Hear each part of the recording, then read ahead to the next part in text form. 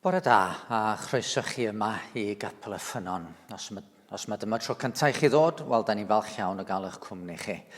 A da ni'n gobeithio bydd yr amser nesaf yn amser o fendith i bob un ohono ni. Mi dechreuai trwy darllen geiriau o lyfr y proffwyd Eseia. Dewch i'r dyfroedd, bob un y mae syched arno. Dewch eich bod heb arian, prynwch a bwytewch. Dewch, prynwch win a llaeth, heb arian a heb dal. Paham y gwariwch arian am yr hyn a dyw'n fara, a llyfurio am yr hyn a dyw'n digoni. Gwrandewch arnaf yn astyd, a chewch fwyta'r hyn sydd dda, a mwynhau dan teithion. Ceisiwch yr arglwydd tra gellir ei gael ef. Galwch arno tra byddwn agos.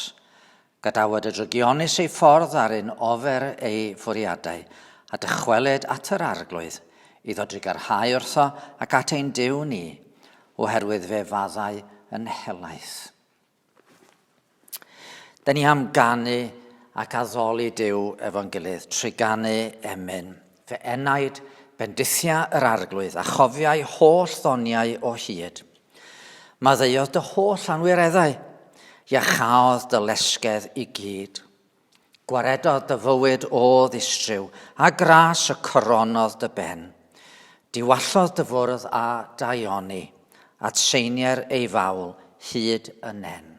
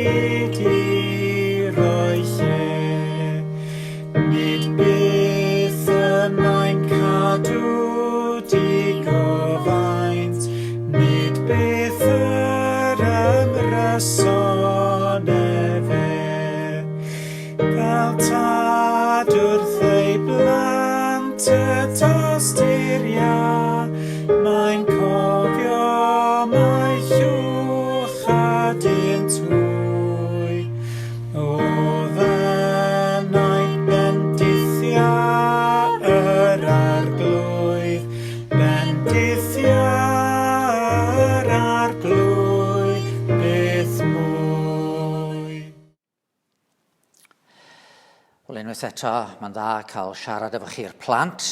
Gobeithio bod chi yn mwynhau'r amser yma, bod yn amser gwahanol iawn.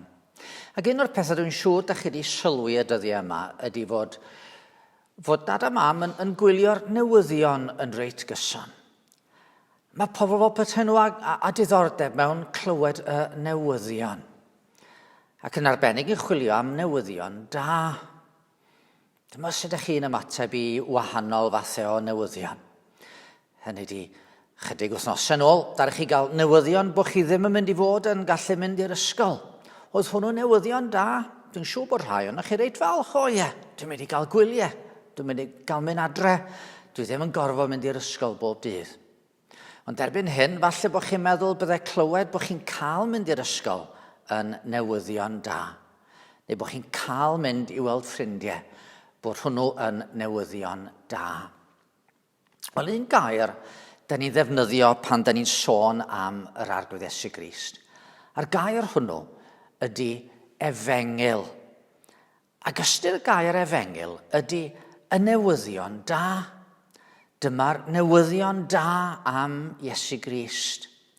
Felly, pan da ni'n deud bod ni eisiau cyhoeddi'r efengil, da ni'n deud bod ni eisiau deud wrth bobl am y newyddion da fod Duw wedi'n caru ni yn yr arglwydd Iesu Grist.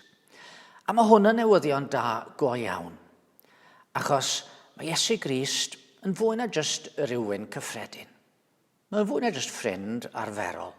Iesu Grist ydy mab Duw i hunan, a mae o wedi dangos i fod o'n ffrind go iawn i ni, achos bod o wedi dod i'r byd mwyn mynd i'r groes i farw'n yn lle ni. Ac felly, mae hwnna'n newyddion da iawn, achos am fod o wedi gwneud hynny, da ni'n gallu cael Iesu fel ffrind i ni, a da ni'n gallu cael Duw fel ffrind i ni. Felly, bob tro ydych chi'n clywed y gair efengil, cofiwch, newyddion da ydi o. A dwi'n gobeithio byddwch chi yn parhau o rando i gael clywed mwy am y newyddion da wrth i mi bregethu bellach ymlaen. Wel, da ni am ganu am yr efengil rwan. Da ni am ddiolch i Dduw am yr efengil. Mae'n emyn syml iawn iawn, yn emyn mae lot o bobl yn ei nabod, ond yn siŵr byddwn ni'n gallu gwneud hynny o gofio bod yr efengil yn newyddion da. Diolch i ti, yr holl alluog Dduw, am yr efengil sanctaidd. Halleluia. Amen.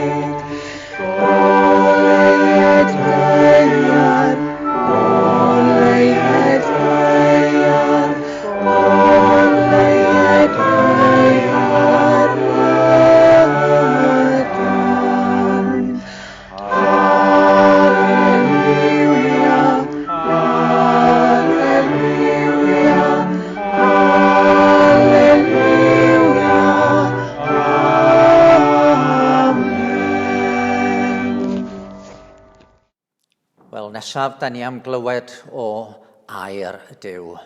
Da ni glywed hanes yr arglwydd Iesu Grist yn iachau ac yn gwella cwpl o bobl. Mae Eirin am darllen i ni o Efengil Marc ar 5 bennod.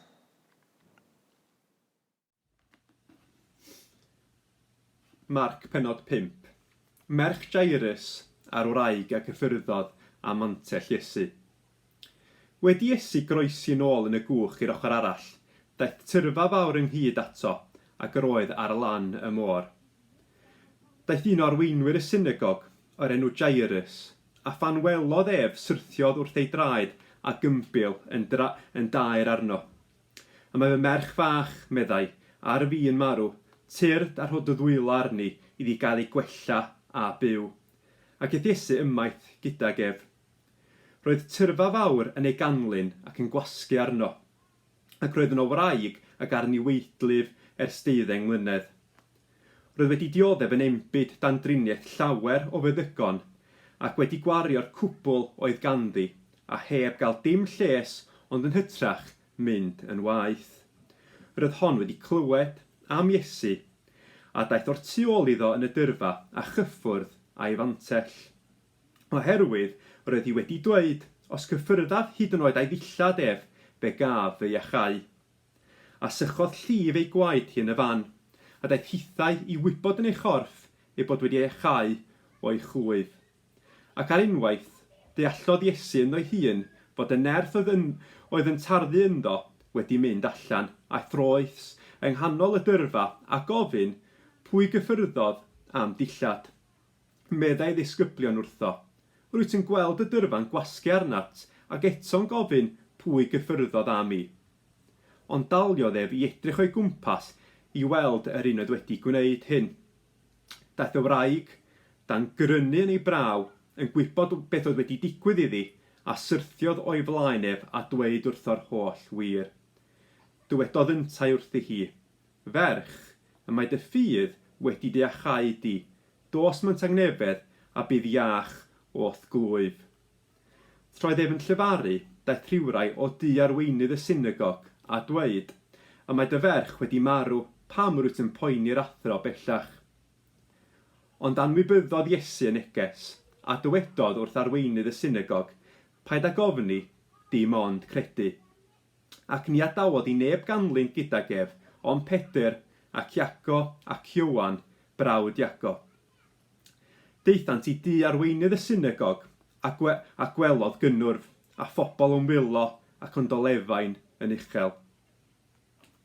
Ac wedi mynd i mewn, dywedodd wrthynt, pam rydych yn llawn cynnwrf ac yn wylo? Nid yw'r plentyn wedi marw, cysgu y mae. Dechreuasant chwerthin am ei ben. Gyrodd yntau bawb allan a chymryd tad y plentyn a'i mam a'r rhaid gydag ef a mynd i mewn i'r lle roedd y plentyn. Ac wedi gafel yn llawr plentyn, dyma fe'n dweud wrthi, talitha cwm, sy'n golygu, fy ngeneth, rwy'n dweud wrthyt, cod. Cododd yr eneth ar unwaith a dechrau cerdded, oherwydd yr oedd yn 12 mlwydd oed, a thrawyd hwy yn y fan a syndod mawr. A rhoddodd ef orchymyn pendant iddynt nad oedd neb i gael gwybod am hyn, a dywedodd am roi iddi rhywbeth i'w fwyta.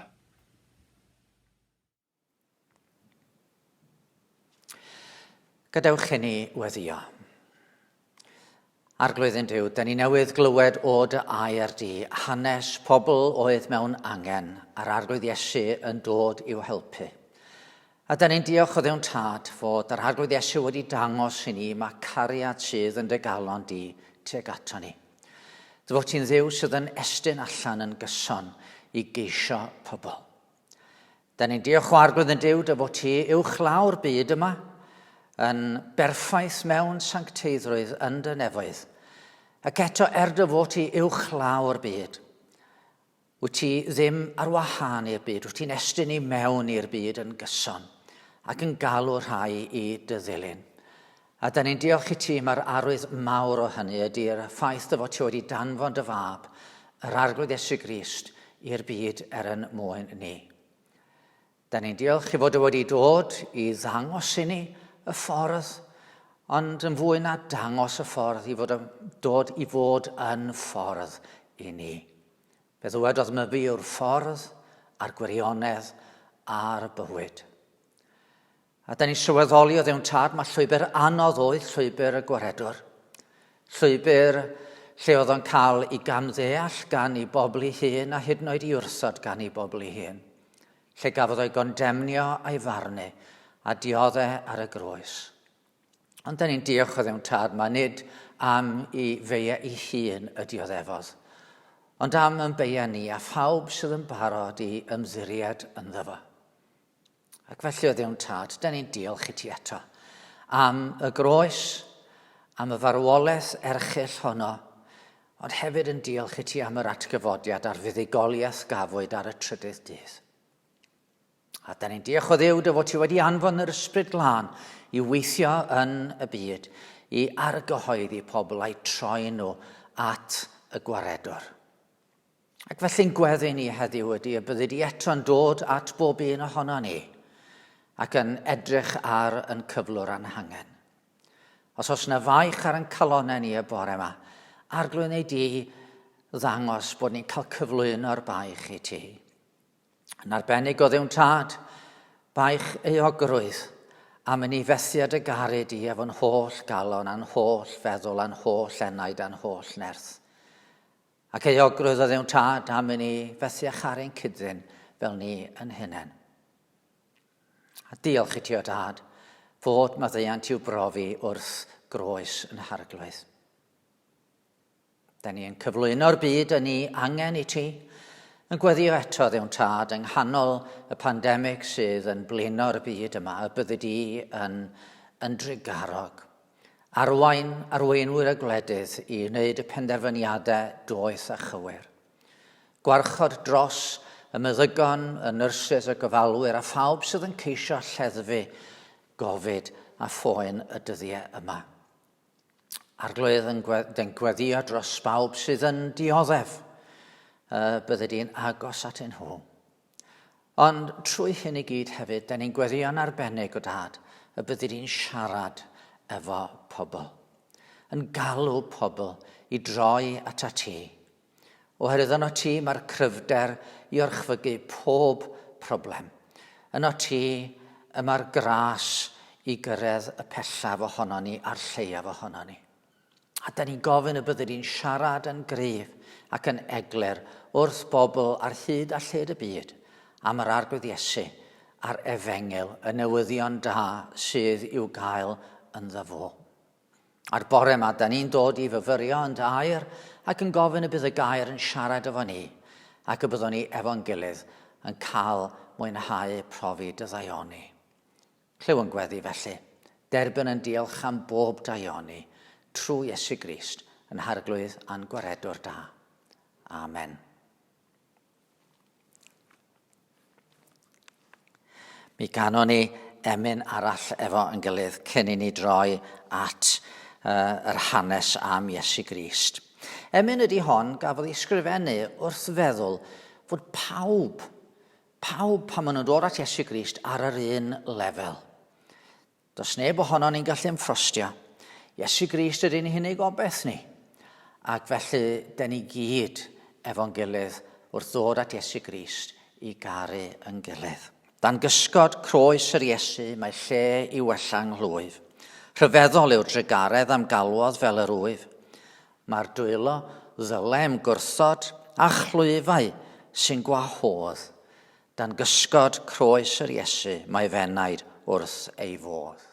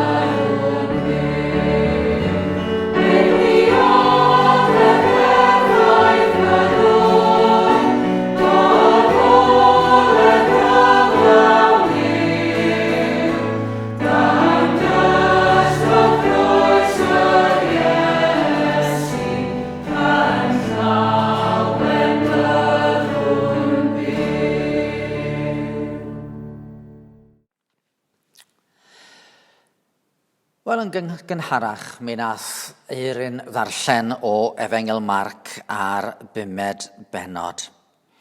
Ac yn y benod honno, da ni'n gweld Iesu yn dangos I drygaraeth tuag at sawl person. Nos Iau dwytha yma, trwy dechnoleg y we, o'n I mewn cyfarfod efo nifer o arweinwyr Cristnogol o wahanol wledydd yn Ewrop. Oedd na rai o'r Almaen yno, oedd na un o Wlad Pwyl, rhyw gwpl o Slovacia, rhywun o Slovenia a rhywun o'r Alban hefyd. A roedden ni wedi cael yn galw ynghyd I drafod gwaith yr eglwys. Yn arbennig yn ein sefyllfa ni heddiw. Sut mae'r eglwys I gynnal I gwaith? Oedd na un sefyllfa ddiddorol wedi cael ei dwyn i'n sylw ni. Oedd na ryw weinidog o'r Eidal yn rhyw ystyried tybed sut mae pethau'n mynd I fod wedi i'r pandemig fynd heibio. I bryder oedd hyn, mae'r Eidalwyr yn bobl reit emosiynol ac yn dangos eu emosiynau. A pam nhw'n dod at ei gilydd, maen nhw'n cyfleidio, maen nhw'n ysgwyd llaw, maen nhw'n cysianu gilydd, a mae'n rhan o'i natur a'i diwylliant nhw. Ond rwan, efo pobl ddim fod cyffwrdd ei gilydd o gwbl, wel, ydy pethau'n mynd I fod braidd yn annaturiol pan oedd yr eglwys yn dod nôl at ei gilydd. Oherwydd, o bob sefyllfa fedrwch chi gael, yr eglwys sydd yn fan, lle ydych chi fod yn teimlo croeso, lle ydych chi'n teimlo bod chi'n cael eich gwerthfawrogi a pobl yn cael bod yn falch o weld ei gilydd. A mae cyffwrdd yn mynegu croeso, dydy, pan da ni'n ysgwyd llaw fy rhywun. Os da ni'n gwrthod ysgwyd llaw fy rhywun, mae'n awgrymu rhyw ddieithrioch yn dydy. A da ni'n trafod hyn nos Iau efo yn gilydd. A yn y drafodaeth dyma ni'n meddwl am y ffordd oedd Iesu mor aml yn cyffwrdd pobl. Yn cyffwrdd rhain, a fydde neb arall yn mynd yn agos atyn nhw, neu'n gadael ei rai gyffwrdd o, y gwahanglwyfus. Oedd o'n mynd â'i cyffwrdd nhw. Y pechaduriad oedd yn barod iddyn nhw ddod â'i gyffwrdd o. Roedd Iesu am ddangos fod Duw yn dod yn agos atom, fod Duw ddim am fod yn bell. Emmanuel ydy'r enw sy'n cael ei roi efo ynddo. Duw gyda ni. Felly heddiw, be hoffen I wneud ydy treulio chydig o amser yn edrych ar y 5 benod yma o Efengil Marc ac ar y bobl gafodd ei newid wrth I Iesu ddod atyn nhw. Mae gynnon ni 2 enghraifft yn y benod o sefyllfaoedd lle nath Iesu helpu. Y cyntaf ddaru Eirin ddim darllen y cyntaf, ond y cyntaf ydy dyn wedi feddiannu gan ysbrydion drwg. Yna, da ni'n clywed am wraig a'i bywyd wedi ddifetha gan afiechyd. A thad yn gweld ei ferch fach yn marw. Os ni edrych ar yr hanesion hyn, gobeithio gallwn ni weld sut mae Iesu wir isio bod yn gyfaill I ni ac isio cyffwrdd yn bywydau ni. Ac fwy gyntaf hoffen I wneud ydy, da ni gyd angen Iesu oherwydd mae yna rai pethau sydd yn rhy fawr I ni fedru delio efo nhw. Mae yna rai pethau sy'n ormod I ni fedru gwneud yn iawn efo nhw. O'n I ddim faint ohonoch chi sydd yn control freaks. Y math o berson sydd angen gwybod fod pob peth yn digwydd yn ôl rhyw drefn ac yn gallu delio fo pob sefyllfa. Mae yna rhywbeth cysilon yn does o wybod yn bod ni in control. Does na ddim bil yn mynd I ddod trwy'r drws na fedrwn ni mo'i dalu. Di'r peiriant golchi dillad ddim yn mynd I dorri lawr. Di'r cyfrifiadur ddim yn mynd I crasio a ni'n ein colli gwaith blynyddoedd. Ond da ni gyd yn gwybod bod na adegau yn codi pryd mae pethau'n mynd tu hwnt i'n rheolaeth ni. Os dim byd wedi dangos hyn yn well na'r pandemig da ni yn ei ganol rwan. Ar ddechrau'r 5 benod, da ni'n gweld Iesu mynd dros fôr Galilea I wlad y Geraseniaid. Ac yno oedd na ddyn mewn cyflwr triennus. Oedd e wedi I feddiannu efo cythreiliad neu ysbrydion drwg. Be bynnag da ni'n ddeall am sôn am feddiannu fel yna. Roedd yn amlwg, doedd pobl ddim yn gallu cael trefn ar y dyn yma, a doedd o'm yn gallu cael trefn ar ei fywyd ei hun. Da ni'n gwybod be oedd ei gefndir o, sut gododd hyn? Oedd o wedi bod yn afreolus pan oedd yn blentyn, neu oedd rhywbeth wedi tyfu'n raddol ynddo fo, neu oedd y peth wedi daro fo'n sydyn, wyddon ni ddim. Ond beth bynnag oedd wedi digwydd, oedd hwn wedi cyrraedd pwynt lle na alla neb gael trefn arno fo. Doedd siarad efo fo ddim yn gwneud y tro, doedd hyd yn oed ceisio i rwymo fo i lawr ddim yn gweithio. Roedd rhyw gryfder goruwch naturiol yn gafel ynddo fo. Ac oedd o'n byw ymhlith y beddau yn rhedeg o gwmpas y noeth a dychryn pobl oedd yn dod heibio. Be, da ni'n darllen y Marc, oedd wedi cael ei rwymo'n fynych a llyffetheiriau ac a chadwynau. Ond roedd y cadwynau wedi rhwygo ganddo a llyffetheiriau wedi dryllio ac ni fedrai neb ei ddofi. Ac yn wastad nos a dydd ymhlith y beddau ac ar y mynoedd byddai'n gweiddi ac yn yni anafu hun a cherig. Oedd ei gyflwr o'n druenus, ac oedd hi'n broblem rhy fawr i unrhyw un fedru delio ag o. Mae yna broblemau yn ein byd ni'n does sydd yn rhy fawr i ni. Cymerwch chi ddrygioni yn y gymdeithas. Sut mae cael rheolaeth ar y drygioni hynny? A rhai wedi dweud, wel, ond i bobl gael digon o addysg. Wel, fydden nhw rhoi heibio i ffyrdd drygionus. Ond da ni'n gwybod, bod ni efo mwy o addysg y dyddi yma nag erioed o'r blaen yn hanes y byd. Fod pobl efo addysg yn gallu bod yr un mor drwg a phobl heb addysg. Falle bod nhw'n meddwl am ffyrdd mwy soffistigedig o fod yn drwg, ond maen nhw i gyd, da ni gyd, wedi'n plagio yn dydyn ni. Neu mae rhai eraill yn meddwl, wel, gadewch chi ni luchio arian at y broblem, a mae hwn yn mynd i sortio'r broblem. Ond da ni'n gwybod am hynny hefyd. Da ni'n gwybod fod y cyfoethog wedi plagio efo drygioni ni calonau yr un fath a phawb arall. Mae'n hawdd ganddo ni gyd yn dydy i droi oddi wrth Dduw, i droi oddi wrth ei ffyrdd o, i beidio caru'n gilydd ac i fod yn hunanol. Y gwir ydy, mae problem calon ydy problem dyn. I ddydodd Iesu un tro o'r galon y daw cynllunio drygionus, llofruddio, godinebu, piteinio, lladrata, camdystiolaethu a chablu. Dyma'r pethau sy'n halogi rhywun. Dyma'r pethau drwg sydd yn sbwylio bywyd a sbwylio yn byd. Pwy sydd efo awdurdod dros galon dyn? Doedd neb yn gallu delio efo calon y dyn yma ymhlith y beddau. Ond pan ddoth Iesu heibio, fe ddigwyddodd rhywbeth. Fe ddigwyddodd dyn allan, be sydd a fyny di am i, Iesu, mab y Duw goruchaf. Roedd yn sylweddoli fod Duw yn dod yn agos ato fo yn Iesu Grist, a bod Duw yn herio y drygioni yma oedd yn ei galon. Oedd yn adnabod yr un oedd o'i flaen, a'r ysbrydion aflan yn plygu i hwn, yn ymbil arno fo hyd yn oed. A'r effaith wrth gwrs oedd ar chymen Iesu fe ath ysbrydion allan i genfaint o foch oedd yn porig ar llaw, a nhw'n yn rhithro dros y dibyn i'r môr. A'r dyn wedyn, wel pan ddoth pobl y lle yn ôl i weld be oedd wedi digwydd, dyma nhw'n gweld y dyn, hwn oedd y lleng cythreiliad wedi bod ynddo, yn eisteddau ddillad amdano ac yn ei iawn bwyll. Dyma'r un sydd efo awdurdod ar galonau. Ac oherwydd hyn, mae pobl wedi mynd ar efengil y newyddion da am Iesu Grist i lefydd mwyaf anisgwyl, mwyaf difrifol. A yr efengil yna wedi trawsnewid y lle.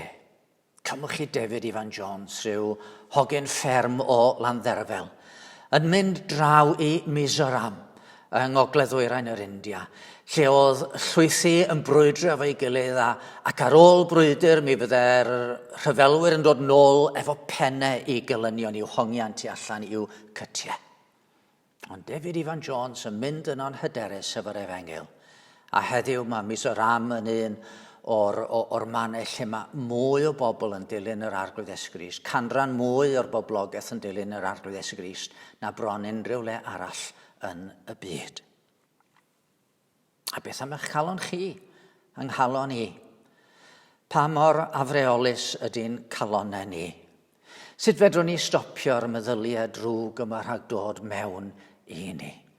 Sut fedrwn ni ddysgu sut mae caru'n cuddion yn iawn, mae charu Duw yn iawn? Mae'n broblem rhy fawr i ni fedru delio â hi wrth yn pen yn hunain.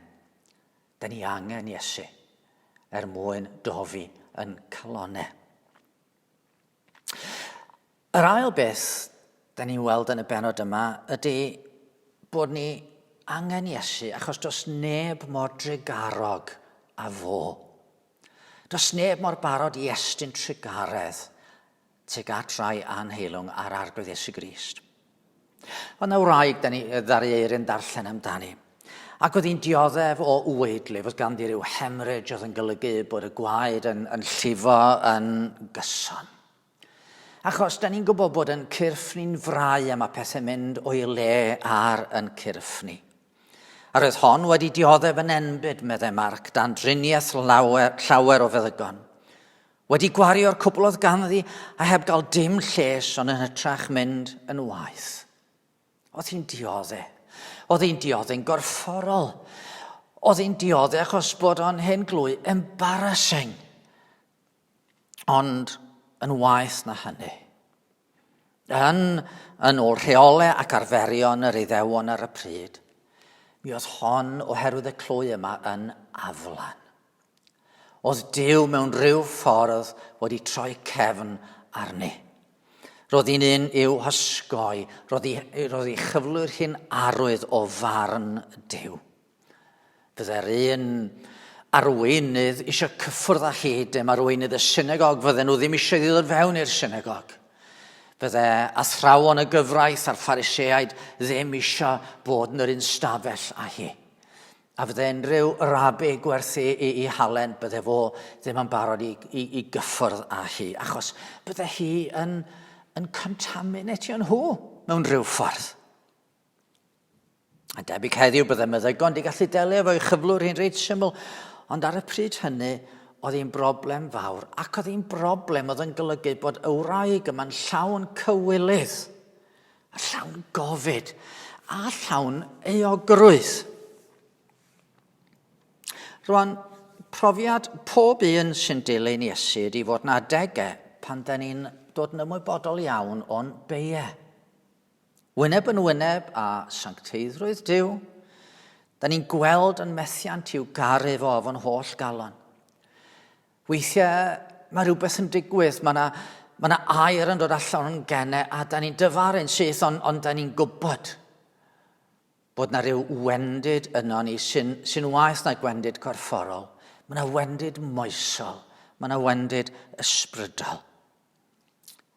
Ar pryd hynny, da ni'n gweld hyn, nid fel rhyw gamgymeriad, achos weithiau da ni'n meddwl bod ni wedi gwneud rhywbeth o'i le, achos, just camgymeriad oedd o. Doedden ni ddim isio, doedden ni'n mynd trio. Ond pan da ni dod wyneb yn wyneb a'n beiau go iawn, da ni'n gweld mae nid camgymeriad, ond gwrthryfel yn erbyn Duw, brad yn erbyn yn crewr. A beth da ni'n gwneud efo'r euogrwydd yna? Beth da ni'n gwneud efo'r cywilydd? Tuedd yr oes ffordd yna, dydy ceisio osgoi euogrwydd. Deud na, wel na, does dim eisiau chi deimlo'n euog am bethau. Ond fedrwn ni mesgus na tydyn ni ddim yn euog. Chi'n gweld, da ni gyd ar adeg yn gwybod bod ni yn euog. A da ni'n gwybod bod ni'n anheilwng.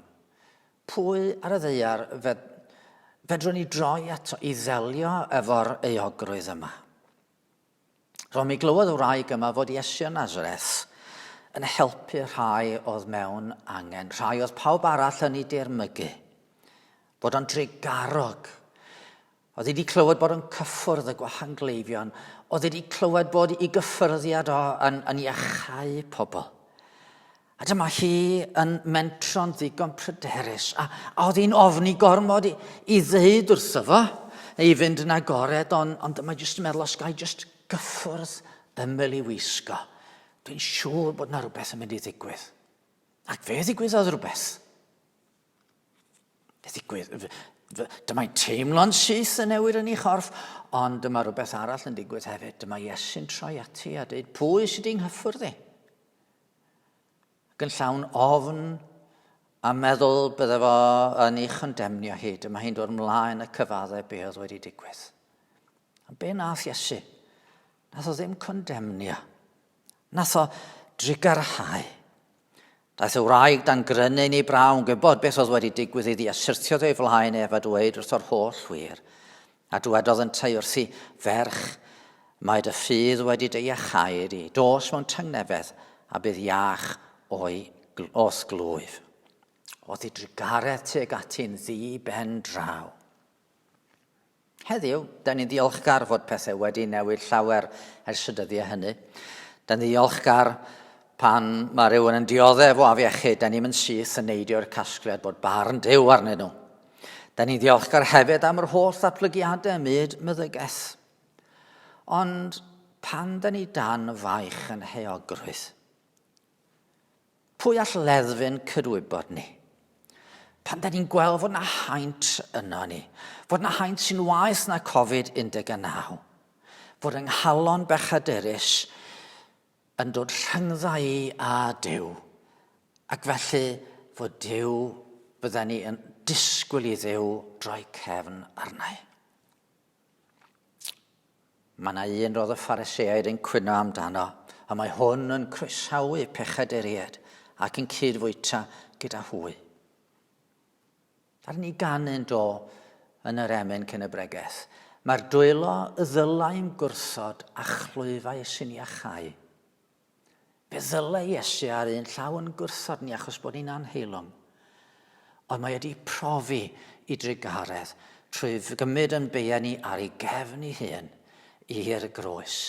A mae'r dwylo y ddylai'n gwrthod a chlwyfau sy'n iachau. Mae Iesu yn drigarog heddiw. Ac pa euogrwydd bynnag da ni yn ei deimlo, gallwn ni droi mewn edifeirwch at y fo a gwybod fedrwn ni gyffwrdd ymyl i wisg a chael iachad. Y trydydd peth sydd angen i ni feddwl amdano fo mewn gwirionedd. Mae angen yr arglwydd Iesu arno ni oherwydd fod yn hamser ni yn bryn. Hanes Jairus ydy'r trydydd hanes da ni'n edrych arno fo'n de. A dyma falle'r hanes sy'n tynnu fwyaf ar yn calonnau. Mi oedd Jairus yn ddyn pwysig yn yr ardal. Fodd un o arweinyddion y synagog. I ddeud y gwir efallai bod y synagog yn cyfarfod yn ei de fo. Oedd o'n rhywun o bwys a phobl yn edrych i fyny ato fo a'i barchu. Ond oedd rhywbeth arall yn wir am y dyn yma. Mi oedd o'n dad. A'i ferch yn ymddangos fel canwyll ei lygaid. Ac un peth mae tad eisiau wneud bob tro ydy amddiffyn i blant. Oedd o eisiau amddiffyn i ferch fach, oedd o'n rhoi'r gorau iddi bob tro. Beth bynnag oedd yn digwydd iddi, roedd o yna i ddeud fod pob dim yn iawn. Ond yna un dydd ath rhywbeth o'i le. Wyddon ni ddim y manylion, ond gallwn ni ddychmygu'r hogan fach yn edrych i fyny at ei thad o'i gwely efo cwestiwn yn ei llygaid. Pam y mod i'n teimlo fel hyn? A'i thad ddim yn gwybod be i wneud. Ond oedd wedi clywed fod Iesu o gwmpas.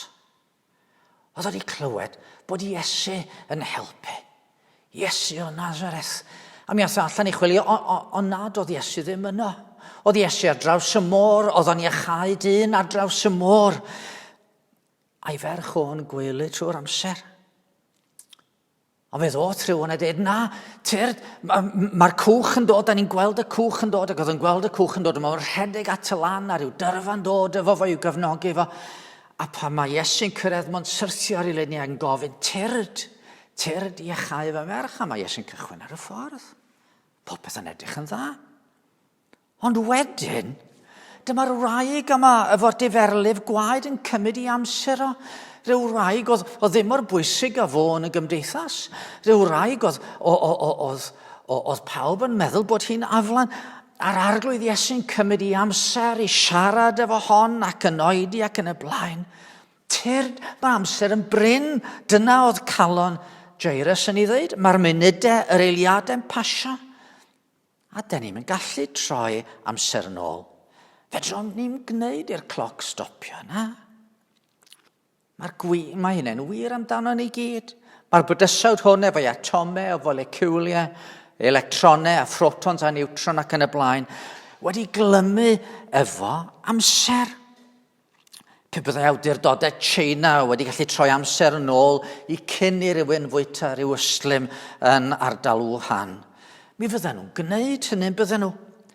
Pe bydde teuluodd yr rhai ddaliwyd yn y Twin Towers yn Efrog Newydd yn gallu troi amser yn ôl i cyn Medi'r 11 flynyddoedd yn ôl. Wel, mi fydden nhw'n gwneud hynny, ond fedrwn ni ddim troi amser yn ôl. Ac weithiau, mae hi yn mynd yn rhy hwyr i newid pethau. A dyma Jairus yn gweld i weision yn dod ac yn gwybod o'r olwg ar ei wynebau. Mae dy ferch wedi marw, pam rwyt yn poeni'r athro bellach oedd ei geiriau. A mae Iesu'n deitha fo, paid ag ofni dim ond credu. Ond pwy sy'n gallu deud y fath beth? Pwy sy'n gallu deud yn wyneb marwolaeth, paid ag ofni? Dim ond ffwl neu ryw dwyllwr creulon fedra ddeud wrth Jairus am beidio ofni? O na, mae Iesu'n mynd yna, i'r tŷ. Mae'n taflu pawb allan, ond Jairus a'i wraig a Pedr ag Iago ac Ioan. Mae'n gafel yn llawr fechan y cyffyrddiad yma unwaith eto. Ac fel tad yn galw ei ferch i godi i fynd i'r ysgol, mae'n deud, Talitha kum, tyr dy mechan i. Cod. Mae'r ferch yn cael ei chyffwrdd. Chi'n gweld, mae amser yn bryn i ni, ond i amser ddim yn broblem i Iesu. Mae'n gallu estyn trwy farwolaeth a'i chodi hi fyny.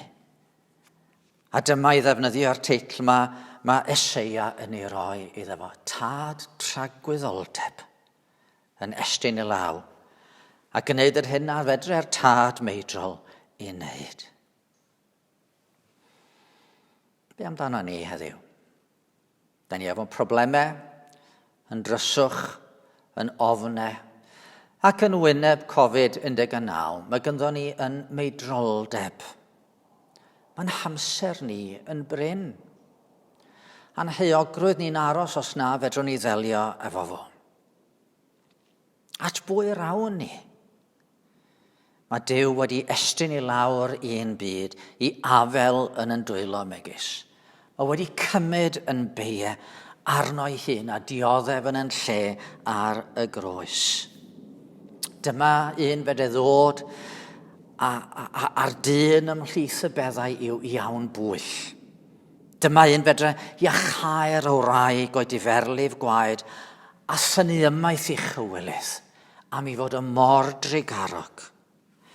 Dyma'r un fedre oroesi amser hyd yn oed a thynnu merch Jairus o'i gwely angau a'i gyffyrddiad. A 2 flynedd yn ddiweddarach, pan nad oedd o ddim yn gallu symud o gwbl, pan oedd o'n hongian ar y groes, eto mi fedre ddeud wrth y lleidr adifeiriol, heddiw byddu gyda mi ymharadwys. Chi'n gweld, mae'n hamser ni yn mynd heibio. Ond mae Iesu'n dod i estyn trigareth i ni os maen nhw'n ei dderbyn. A na bethau sy'n rhy fawr i ni fedru delio efo nhw. Does gynnon ni ddim amser i'w sortio nhw.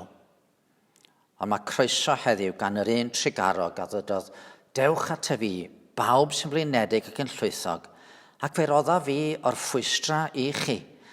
Cymerwch fy iau arnoch a dysgwch gennyf, oherwydd addfwyn ydw i fa gostyngedig o galon, ac fe gewch o'r ffwystra i'ch yneidiau. Mae fy iau yn hawdd ei dwyn am bai chi yn ysgam. Sut mae arnoch chi heddiw? Gallwch ni weddio. Arglwydd yn Duw, da ni'n byw mewn byd lle mae problemau yn dod a ni'n yn aml ddim yn gwybod sut i ddelio efo nhw. Fy rhai o'r problemau da ni'n dymuno i gwthio nhw o'r neilltu a peidio meddwl amdanyn nhw. Ond o Dduw'n Tad, da ni'n ymwybodol yn y pen draw fod yna un broblem fawr sydd yn effeithio ar bob un ohono ni. Y drygioni hynny sydd yn gorffwys yn calonau ni yn hunain. A da ni am ddod bore yma ata ti. Da ni am geisio dy drigaredd di o'r newydd.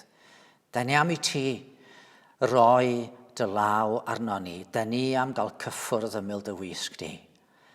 A da ni am glywed dy lais di yn dod i'n rhyddhau ni o'n gofid ac o'n heuogrwydd. Felly tyr dato ni trwy dy fab Iesu Grist. Amen. Mi ganon ni am gariad rhyfeddol Duw, y cariad nad oes rhaid i ni ame am un funud. Mor fawr yw cariad Duw y Tad, ni ellir byth ei fesur. Fe roddodd fe'i fab yn iawn, iachub gwael bechadur. Does neb all ddirnad maint ei boen, pan guddiodd Duw y Tad ei wedd, aeth twllwch dy Duw drwy y tir mwyn un gael tangnefedd.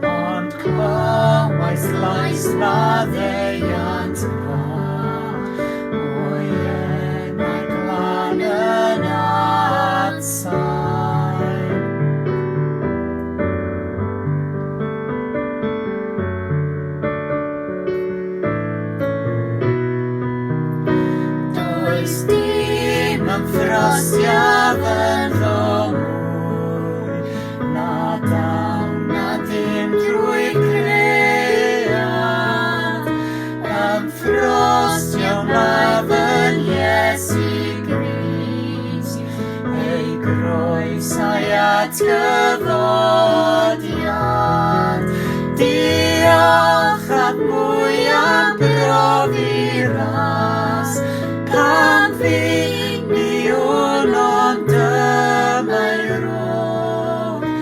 Ni wneud ddim ddim i heiddi, ei aberthef am bryno.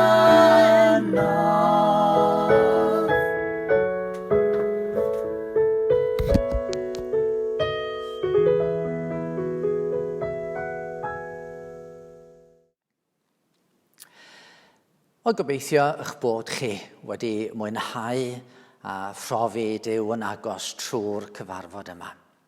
Os ydych chi eisiau gwybod mwy amdano ni, ewch i wefan Capel y Ffynon, www.capelyffynon.org.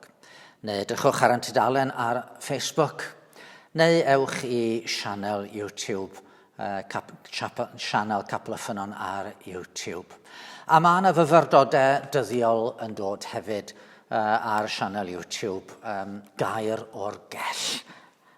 Fanno gobeithio gallwch chi gael mwy o wybodaeth. Neu cysylltwch â ni, danfonwch neges e-bost trwy wefan y capel.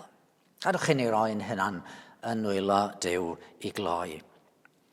Iddo ef sydd ar gallu ganddo i'ch cadw rhag syrthio, a'ch gosod yn ddifau a gorfoleddus ger bron a goniant. Iddo ef yr unig Dduw ein gwaredwr, trwy Iesu Grist ein gwaredwr, y byddog o goniant a mawrhydi, gallu ac awdurdod, cyn yr oesoedd ac yn awr a byth bythoedd. Amen.